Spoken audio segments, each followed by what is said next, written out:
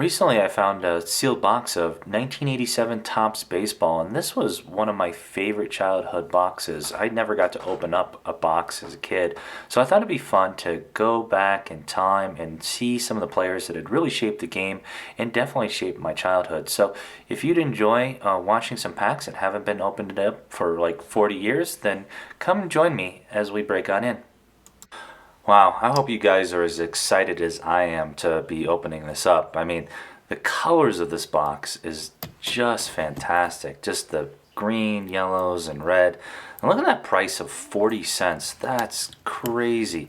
I mean, packs nowadays for baseball cards are sometimes like in the $20, $30. I mean, if you want to talk about a simpler time, and I never got to open up this many packs as a kid. Comment below if you got to open up a whole box. But usually, my parents or my grandparents would buy me like two or three packs, and we'd open them up with friends. And look at that. Look at this. This is fantastic. The green coloring and the 1987 there. And I was 10 years old, and this was just it was so exciting to just go back into. I mean, the packaging just feels completely different. They're called wax packs for a reason, and this is just nothing like opening up cards back in the day. I'm really excited about this, and I'm really excited to be sharing this with you guys as well. So, all right, let's see. I think I'm gonna pick one pack, and that's gonna be my Magic Last pack. We're gonna see, what we got going in here. So before we get going, let's take just a quick gander at this. Just the beautiful packaging and how funny you could win a trip to the spring break. And, it just opens up so much easier, right? And who's going to forget about the old gum in the back there? Yeah, I mean, it was a little bit better shape when I was opening it 30 plus years ago, 40 plus years ago. I never applied for the spring break. All right, let's see what we got. The cards that we're looking for is going to be Jose Canseco, Mark McGuire, Bo Jackson, who's my personal favorite, and that's what I'm hoping to get out of this. Can't forget Barry Bonds and Barry Larkin. There's other famous players like Don Mattingly and George Brett. Again, I'm a Royals fan, so I love that. I don't know about you guys. The more gun stuck on the back. So that's who we're looking for. And, this isn't a real expensive box of cards. Centering is really, really tough. If you can get one of those cards in great centering, you can, I think some of that stuff goes for $300, $500, but it's really tough to get it. And just card quality just wasn't the same as it was nowadays. And also, where like in other packs, you're just looking for what you're getting either in the middle of the pack or the first card in the box or second. There's no numbered cards in these, obviously. So literally these cards can come up anywhere that we get. So there's an Andre Dawson. He's a great player back in the day. So okay, a record breaker, Dwight Evans, and there's another Cup card, and so far we haven't had anything real super here, but the next card that we turn can literally be the winner that we get. We just hope that the card isn't on the gum side. That's another factor that definitely affects card quality, of course. So if you get that, there's a Wade Boggs from the Boston Red Sox. Gotta love that. That's a little hit there. And the Cubs leaders cards. So, boy, when I pulled these out from my shoebox cards and looking at all these cards, it was fun to think back. Boy, it really is fun just to open these up. We got a lot of packs to go through. I hope you're ready just to hang in here for me as we just go through. I'll try to get through them quickly, but it's just a lot of fun. I mean, boy, when I was 10 years old, things were, not only was baseball just kind of really, really popular, and Oh, hey, there you go. Hey, it's our first hit of the pack. Hey, Jose Canseco Cup card. And yeah, it's the gum card. I don't know if that's gonna clean off or not. That's a little sad to begin, but excited to get that. Hopefully that's our one and only one like that. But as I was saying, back in those days, it I don't even think I think Nintendo came out in 1983, so the only video games was like Atari and these crazy joysticks. So most of the time you were out there riding to for me it was 7-Eleven and just riding out there to with my friends. You get yourself maybe some candy, and maybe they had a couple packs or something that you could buy up there, and you'd open up with your friends and hope you got some of your favorite players. Whether you were a Cubs fan or you were a Sox fan, or like myself, you were a Kansas City Royals fan. But you just had these cards, and you opened them up and just really enjoyed the days of going through and seeing what you had. So in anticipation of just opening up this set, I did a little bit of research in this. No mind's an expert. Oh, hey, there's another. Actually, that's a card. Rafael Future Stars Palmeiro. That is a card that we would definitely keep. That's a big winner. But in my research of these cards, obviously it was a way overproduced set, which wasn't anything that I minded when I was 10 years old, which has really decreased the value of the cards. It was apparently supposed to mimic a 1962 set, or bring up the allure of that set. I'm gonna see if I can find a picture and I'll post it up for you guys to see. But they also did what's called there's another little win there. A Dwight Gooden All-Star card. I like that. I'll take that for the win. As I was saying, there was a Topps Tiffany set, which was a high gloss set, and they only produced, from my research, again, don't quote me on this, I was just grabbing it off the internet, I'm not an expert at all, 30,000 of these cards, so those cards. So those are much more desirable. All right, there's a Venezuela. Much more, Ken Griffey, Cal Ripken, all these names were just back in my days. These were cool. Yeah, the Tiffany cards have quite a lot of value, where these cards, I've never seen a Tiffany cards up close. Apparently it's a high gloss card, so whatever that means. But as I said, you can't beat just this faux wood, probably designed to, somebody, hey, there's a Roger Clemens, gotta like Roger. Was supposed to mimic the wood grain of the bat. I don't know if that's true or not. That was just one of the comments from my other video that I saw. But, I appreciate the insight. And if you guys have any interesting facts about these cards, don't hesitate to share with me. For me, this is more just about not enjoying picking the gum off the cards, but enjoying and just remembering all these players from the day. And just, when I went through my shoebox, it just made me think, oh, how much fun. I don't even know who Pat Dotson is, but how much fun would it be to just go through a whole slew of these cards and see what it get, and recapture some of that joy, Boy, I really hope I hit a Bo Jackson. Hey, here's the infamous Pete Rose card. Put that down there. Boy, he was really famous for, I believe it was a betting scandal. I'm going to have to look that up and see what it is. But if I remember right, I don't even think he could get into the Hall of Fame. That's something else that I'm going to have to look up because of what had gone on with him, and I think it's gambling. I'll drop a little text that says whether it was gambling or not, because I just don't remember. But But the home run derby. Hey, there's a Darryl Strawberry. That's cool. I always like Darryl Strawberry. Um, there was like the home run derby that was going on between Barry Bonds and Mark McGuire, and I think Jose Canseco was in there as well. But I remember just sitting in the bar slash restaurant with my parents with the game on, and people were watching for those guys just to see, and they'd flash on the screen.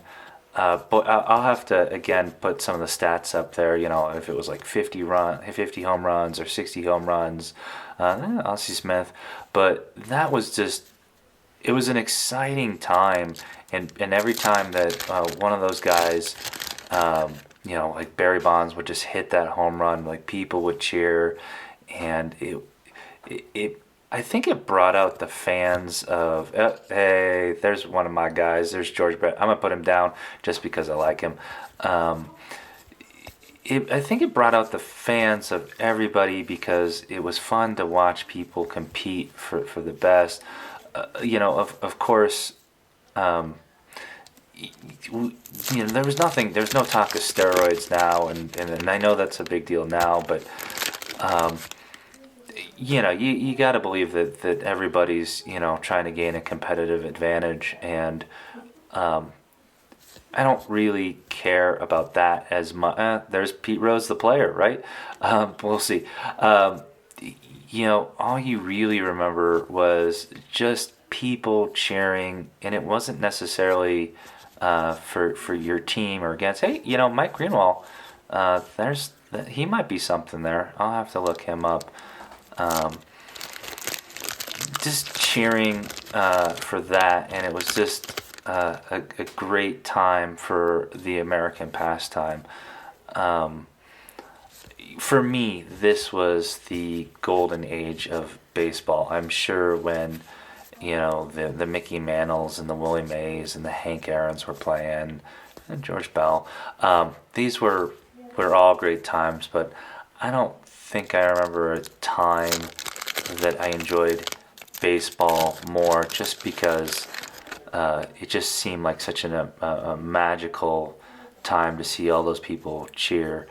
And yeah, I didn't get to, because I grew up in Colorado, so there was no stadiums, and I didn't. Hey, all right, well, we'll pause there. There's our first big win. Centering again, right? We talked about the centering. Centering is not great on that. That's the tough piece with all these cards. You get that card in a good centering, that'd be really cool. Um,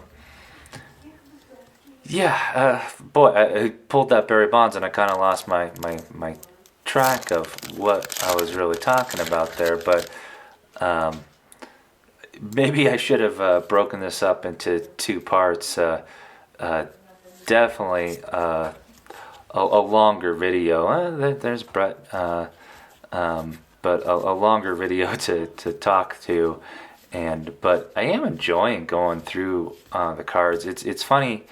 You look at these pictures, and some of the action shots, and some of them are just portrait shots. Get the gum off again.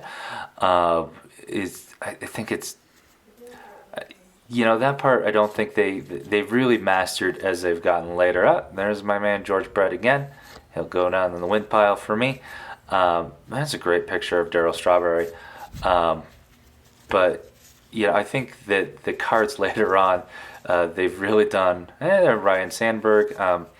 My family was White Sox fans, not Cubs fans. If you know, you know. Yeah. So.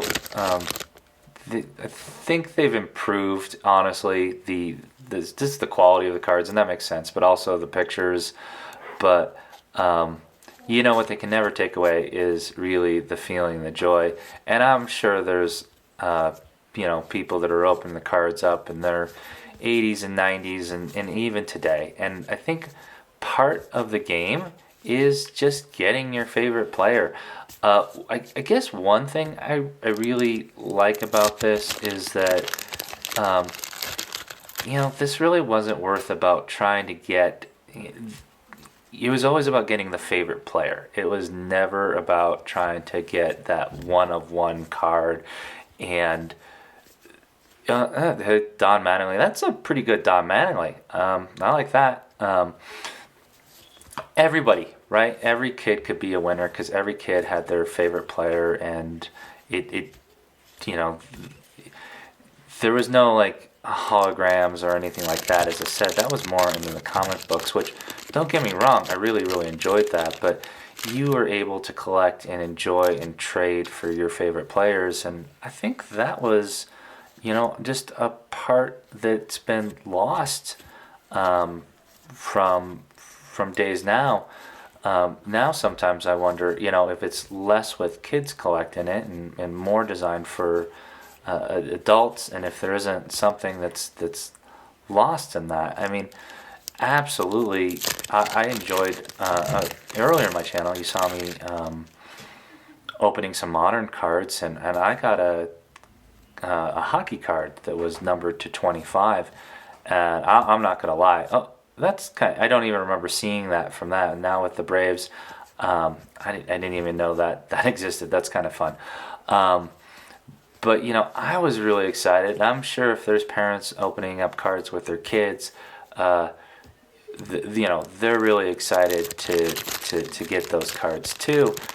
But were you excited to get the player, or you're more excited to get the card because it was limited edition? I mean, Shohei Ohtani is valuable regardless, but and he's a fantastic player, but if you didn't get him into some sort of refractor or limited set, I would almost argue that you'd be disappointed with the card that you got, which just wasn't the same. Like, I'm really hoping that we pull a Bo Jackson soon.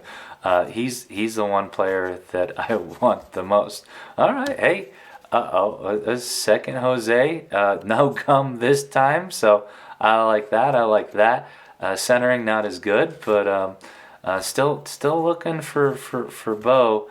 Part of the reason I like Bo Jackson, just regardless of that he was a Royal, Kansas City Royal, but he was the player that I remember that played both football and baseball, and I believe it was the Oakland Raiders at the time. It's funny. I'm gonna have to look. All right, Kirby Puckett. There we go. I think it was the Oakland Raiders.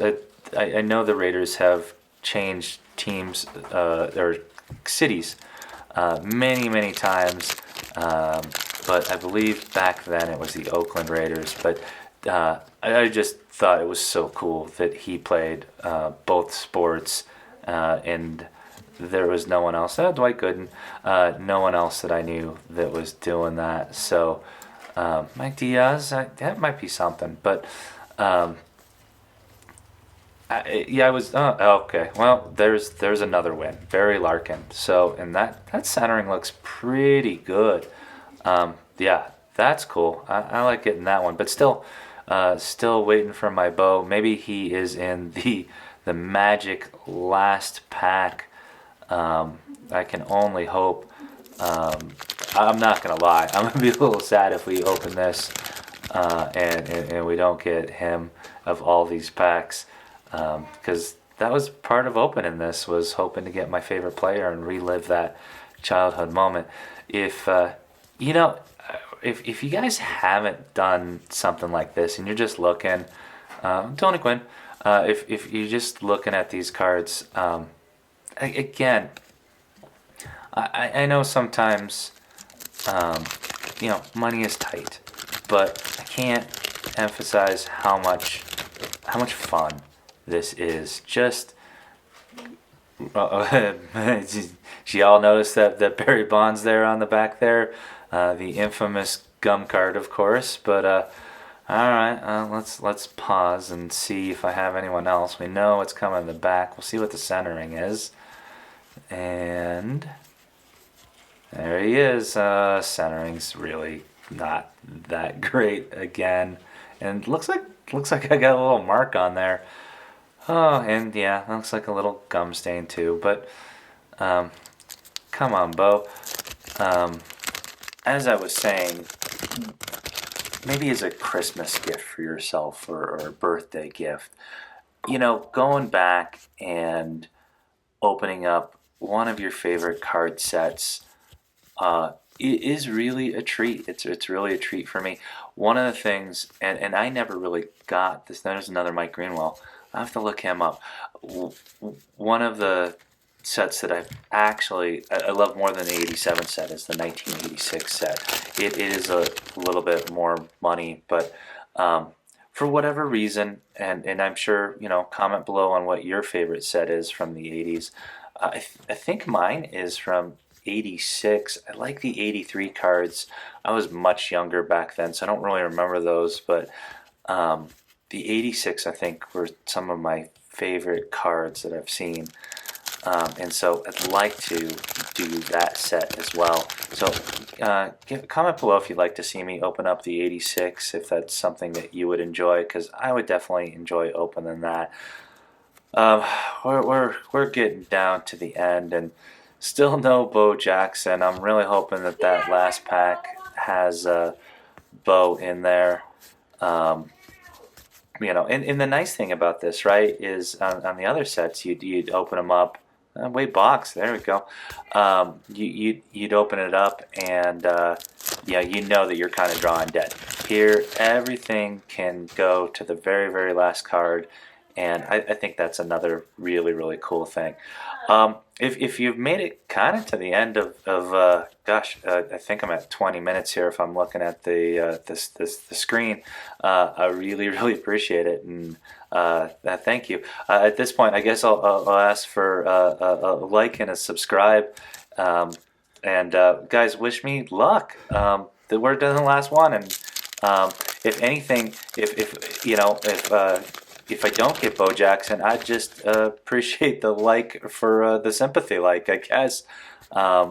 So we'll do this one a little slower. There's a Royal, Willie Wilson, who's a great player, but not Bo Jackson. George Bell, nope. And just gonna stay silent for a second and hope. Yeah, well, maybe no. That's a bummer, but anyway, guys, I love this. I hope you love it too. I got all my gum residue on the bottom there and some on the back of my cards. I got some great cards. I'm really excited about that Barry Larkin. That looks great. It's a great Kirby Puckett, couple Jose Cansecos, Darryl Strawberry. Got two of my man George Brett, so that ain't bad.